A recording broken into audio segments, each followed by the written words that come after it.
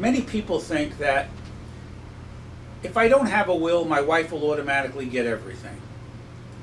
Or some people think if I don't have a will and I'm not married, my children would automatically get everything. Sometimes that's true and sometimes it's not. The purpose of having a will is to make sure that your wishes are carried out. For instance, many times a will, strike that.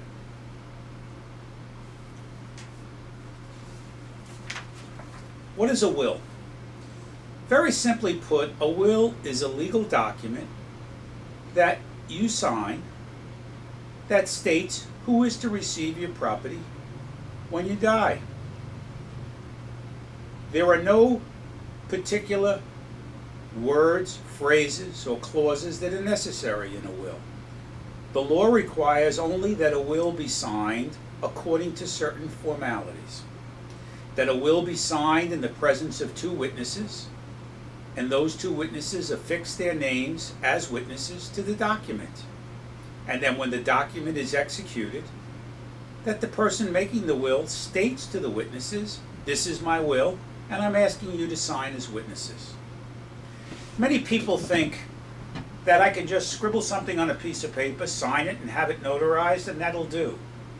That is not the case. Such a document is legally unenforceable and would not carry out your wishes. The law in New York, as well as many other states, do have a formality requiring execution. That's why so many of these do-it-yourself will kits are dangerous, particularly to the uninformed. A will is relatively inexpensive. The wills prepared by my office are prepared after meeting with the client, discussing their wishes, their needs, their desires, and then preparing a will in language that they can understand and in language that carries out their wishes. That is what a will is.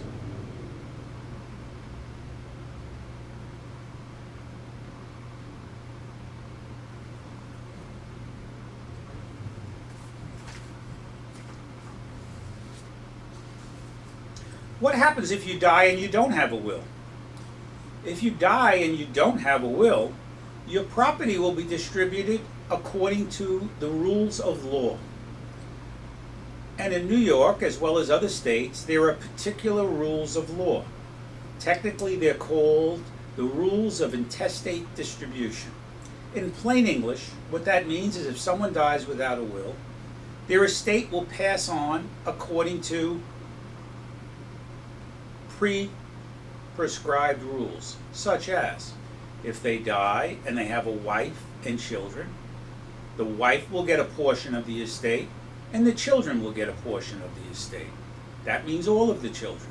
If a person dies and they do not have a wife but have children, all of their children will receive their estate in equal shares. If a person dies and they have only children but have grandchildren of a predeceased child, well then their children that are alive will receive a share, as well as the grandchildren of the child that's predeceased. On my site I have detailed rules of intestate distribution, but the point that I would like to make is that unless you have a will, someone else is going to decide who will receive your property.